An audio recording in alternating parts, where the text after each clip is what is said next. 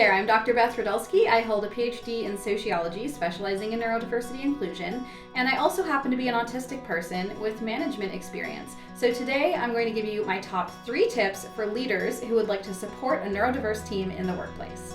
Tip number 1, don't assume that neurodiversity is the exception to the rule.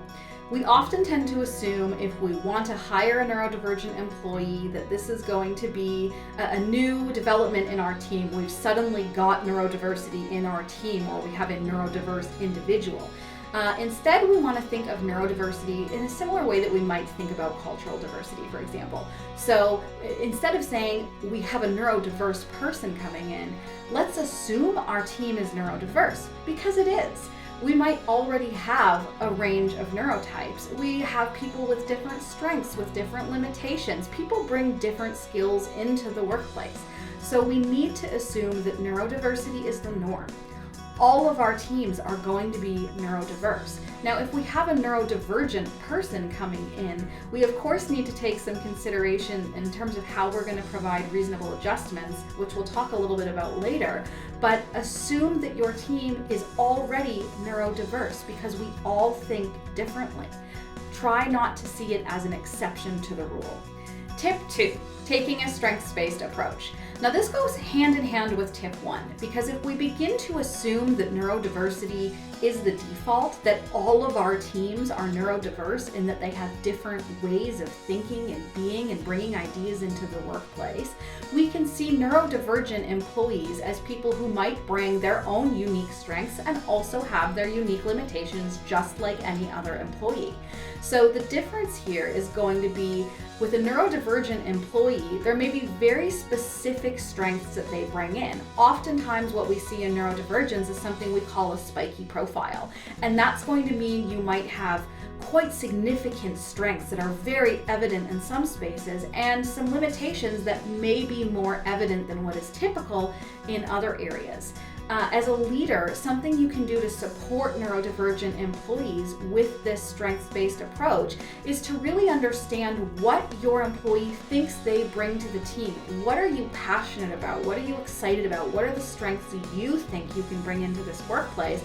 And then we try as much as possible, as we probably would with most employees, to align the workflow to people's strengths, their disciplinary background, and the skills they brought in, the reason why we hired them. Now, the other side of that is reasonable adjustments. So oftentimes you might have a neurodivergent employee who needs a little bit of flexibility at work. That can look like a private office if there's issues with sensory overstimulation, for example. That can look like flexibility with working from home on occasion. That might also look like needing to bounce a few questions off you with particular tasks. And when we offer reasonable adjustments, we want to really focus on what the individual thinks they need for support. In other words, don't define a neurodivergent employee by their limitations. The same way that we wouldn't define another employee by their limitations. Everybody brings different strengths. Everybody brings different limitations.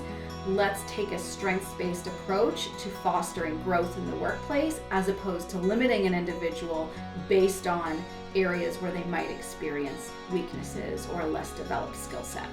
Tip 3. All right, this is something you're going to want to avoid if you're managing or leading a neurodiverse team. Oftentimes what we can see with neurodivergent employees is a sort of pathologization of what would otherwise be seen as normal workplace behaviors. So that means rather than seeing an individual bringing a professional opinion into the space, we may tend to assume that that behavior is a symptom of a neurodivergent neurotype. So we might medicalize that a little bit. And that can look like, a neurodivergent employee contributes an idea in a meeting. Maybe we're talking about changing the direction of a project, and that employee might say, I'm actually not sure about changing direction. And sometimes it can be well-intentioned.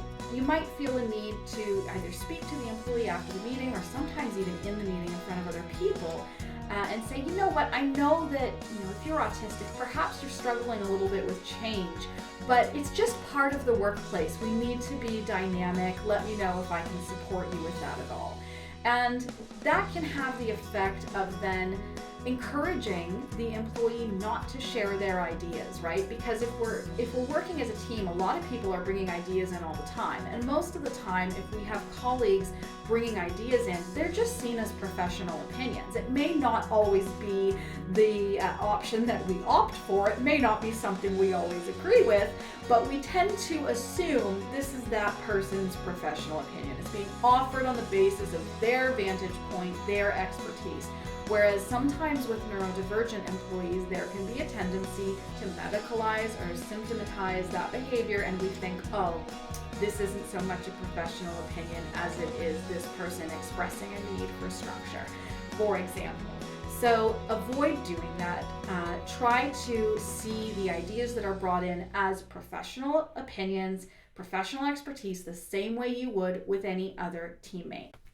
All right, I hope you've enjoyed this video. I'm going to be posting regularly tips for leaders, tips for workplaces, for schools, for families, and for neurodivergent individuals themselves. So make sure you click that subscribe button and be sure to follow along.